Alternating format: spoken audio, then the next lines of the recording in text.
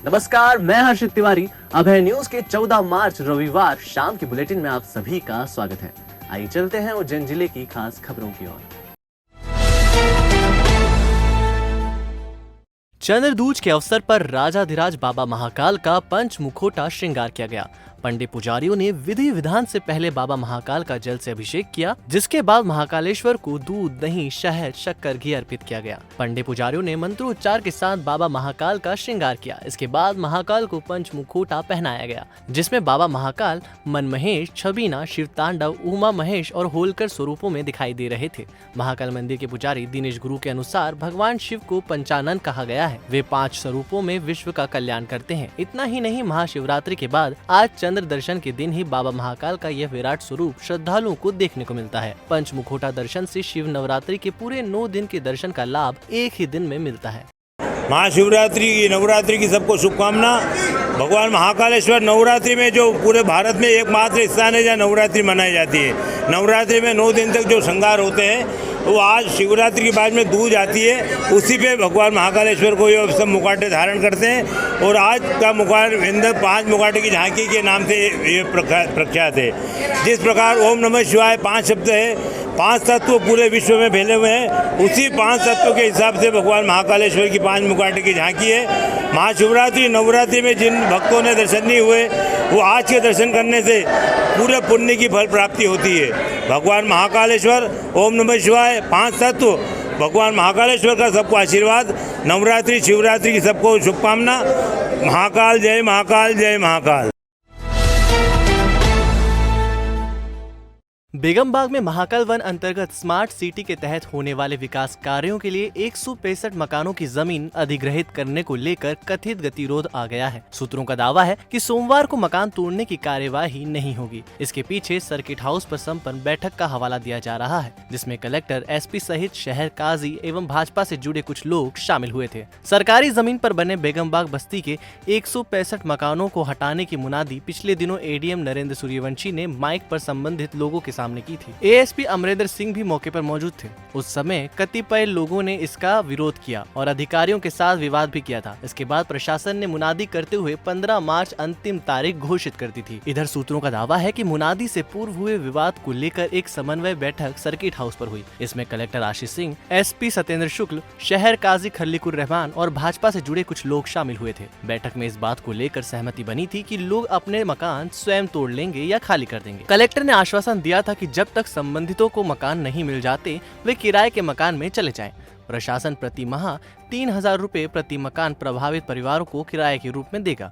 सूत्रों के अनुसार इसके बाद कथित रूप से यह सहमति बन गई थी कि प्रशासन 15 मार्च को कोई एक्शन नहीं लेगा। इधर पुलिस, नगर निगम प्रशासन के सूत्रों का कहना था कि रविवार दोपहर तक ऐसी किसी तैयारी के निर्देश नहीं मिले थे जिसमें कहा गया हो कि 15 मार्च को बेगमबाग में मकान तोड़ने जाना है।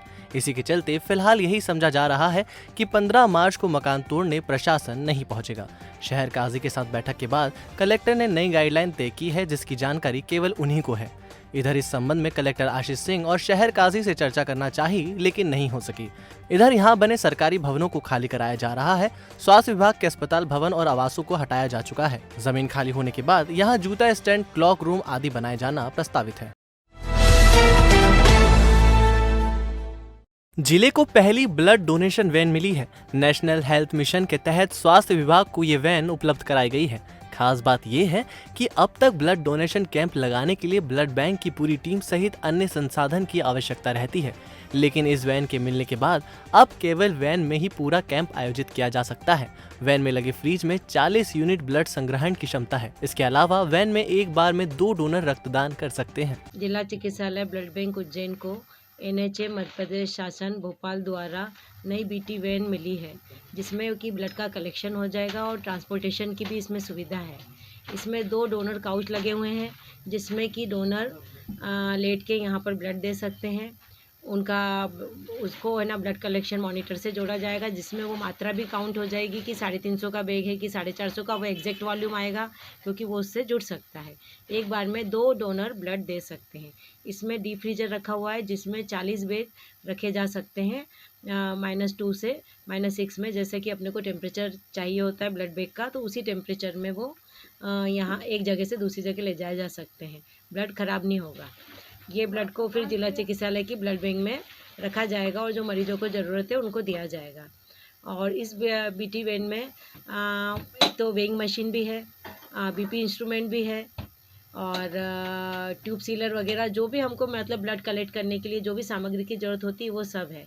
इस वैन को दूरस्थ एरिया में या उज्जैन लोकल में भी जहाँ पर भी अपने को छोटे छोटे रक्तदान शिविर लगाने हैं वहाँ ले जाके ये गाड़ी को अपन खड़ी कर सकते हैं और इसी गाड़ी के अंदर अपन ब्लड ले सकते हैं और किसी तरह का दूसरा इंतजाम करने की आवश्यकता नहीं होगी। कितना स्टाफ एक बार में इसमें?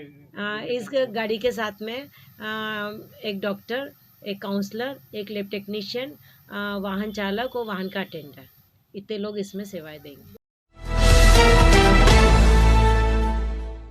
देवास के खाते गांव में संदलपुर रोड पर अज्ञात वाहन ने बाइक से जा रहे पूर्व सरपंच और उनके पुत्र को टक्कर मार दी, जिससे पूर्व सरपंच की मौके पर ही मौत हो गई। वहीं बेटा गंभीर घायल हो गया। घायल बेटे को उपचार के लिए अस्पताल में भर्ती किया है। दरअसल खाते गांव में दाना बाबा में स्थित अपनी दुकान से पूर्व सरपंच जगदीश पिता धूल सिंह मीणा निवासी पिपलिया नानकर अपने खेत बेटे कपिल मीणा के साथ जा रहे थे। तभी संदलपुर रोड पर मुरलीवाला रेस्टोरेंट के आगे रविवार शाम को अज्ञात वाहन ने बाइक को टक्कर मार दी, जिससे पूर्व सरपंच जगदीश मीणा की मौके पर ही मौत हो गई।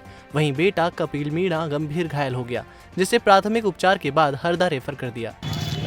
घटना लगभग 4:30 पौने 5 बजे के बीच की है। जगदीश मीणा पिता धूल सिंह मीणा 65 साल निवासी पिपलिया नानकर, इनकी न्यावर रोड दानावा के पास में मोटर और इंजन पंप वगैरह सामान की दुकान है। ये अपने लड़के के साथ में मोटरसाइकिल से जा रहे थे कि दानावा के पास ही सामने से कोई अज्ञात कार से अचानक एक्सीडेंट हो गया, जिसमें जगदीश सिंह के सिर में चोट आई और उनका लड़का जो है कपिल, उसके भी हाथ और गर्दन में चोट आई है। जगदीश सिंह की मौके पर ही मृत्यु हो गई, जिसे तत्काल वहाँ से लेकर अस्पताल ले गया है। यहाँ मर्ग कायम करके और उनका पीएम कराया जा रहा है। अज्ञात कार की तलाश में आसपास सभी थानों को मैसेज भेज दिया है और अज्ञात कार की तलाश कर रहे हैं। कुल 2 लोग घायल थे, जिसमें से जो कपिल के पिताजी हैं जगदीश, उनकी मृत्यु हो गई है और कपिल थोड़ा गंभीर रूप से घायल है, उसे हरदा रेफर। इंदिरा नगर स्थित पुरुषोत्तम सागर में डूबने से विराट नगर में रहने वाले 53 वर्षीय वृद्ध की मौत हो गई है। मामले में चिमनगंज थाना पुलिस जांच में जुटी हुई है। विराट नगर में रहने वाले अफजल हुसैन का शव रविवार दोपहर पुरुषोत्तम सागर में तैरता हुआ मिला। वे सुबह दाढ़ी बनवाने का बोलकर घर से निकले थे, लेकिन काफी देर तक जब वापस नहीं लौटे तो परिजनों ने उन्हें ढूंढना शुरू किया। इसी दौरान पुरुषोत्तम सागर में शव मिलने की खबर मिली, जिसकी शिनाख्त अफजल हुसैन के रूप में की गई। बताया जा रहा है कि अफजल बीते 1 महीने से बीमार चल रहा था। इसके अलावा उसे मिर्गी भी आती है। तालाब में उन्होंने कूदकर खुदकुशी की है या ये दुर्घटना है, इसके बारे में चिमनगंज थाना पुलिस पता लगा रही है।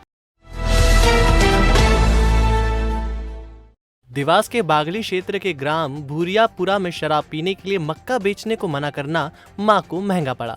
कलयुगी बेटे ने मां का सिर पत्थर से हमला कर फोड़ दिया। घायल मां को उपचार के लिए अस्पताल में भर्ती किया है। दरअसल बागली के ग्राम भूरियापुरा में शराबी बेटा मिथुन पिता गजराज मक्का बेचने के लिए जा रहा था। मक्का बेचकर शराब पीने जा रहे बेटे मिथुन को मां मिश्री बाई पति गजराज ने मना किया। इस बात पर कलयुगी बेटे मिथुन को इतना गुस्सा आया कि उसने मां मिश्री बाई के सिर पर पत्थर से हमला कर दिया, जिससे मां के सिर में चोट आई। सूचना मिलने पर बागली 108 एम्बुलेंस के ईएमटी राजन पटेल और पायलट कपिल चौधरी मौके पर पहुंचे। घायल मां को प्राथमिक उपचार देते हुए अस्पताल में भर्ती किया। मां अहिल्या की नगरी तराना में फाग महोत्सव की धूम मची है। मंदिरों में झांकियां सजाई जा रही हैं तो महिलाएं फाग गीतों की प्रस्तुति दे रही हैं। वहीं तराना नगर के राठौड़ धर्मशाला स्थित श्री राम मंदिर में राठौड़ समाज की महिलाओं द्वारा आज फागोत्सव आयोजित किया गया। इसमें महिलाओं ने एक से बढ़कर एक फाग गीतों की प्रस्तुति देकर फूलों व अबीर गुलाल लगाकर होली खेली। महिलाओं ने रंग मते डोरे से सावरिया, होलिया में उड़े रे गुलाल सहित फाग गीतों पर जमकर नृत्य किया। मंदिर में दोपहर 2 बजे से प्रारंभ हुए इस रंगीली होली उत्सव के दौरान पुष्प वर्षा कर होली खेली गई। वहीं कार्यक्रम के अंत में महिलाओं ने प्रसादी वितरण किया।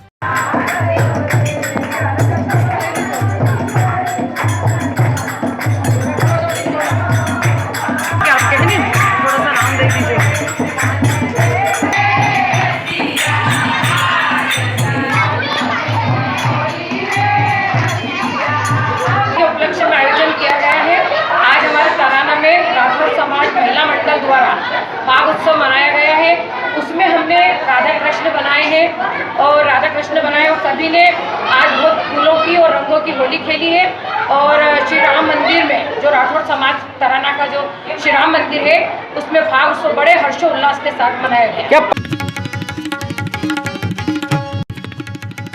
भगवान श्री महाकाल के भक्त गिरीश पंजवानी ने उच्च गुणवत्ता का प्रोफेशनल डुएट माइक्रोफोन सिस्टम एवं 2 कॉर्डलेस माइक महाकाल प्रबंध समिति को भेंट किए हैं। 14 मार्च से खार मास शुरू हो गया है। यह खार मास 30 दिन तक चलेगा। खार मास के चलते कोई शुभ मुहूर्त नहीं रहेगा।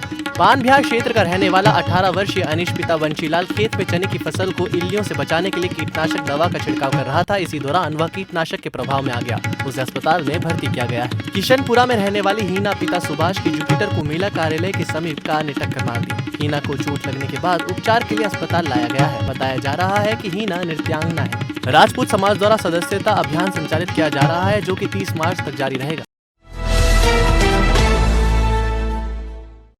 तो आपने देखी उज्जैन जिले की खास खबरें।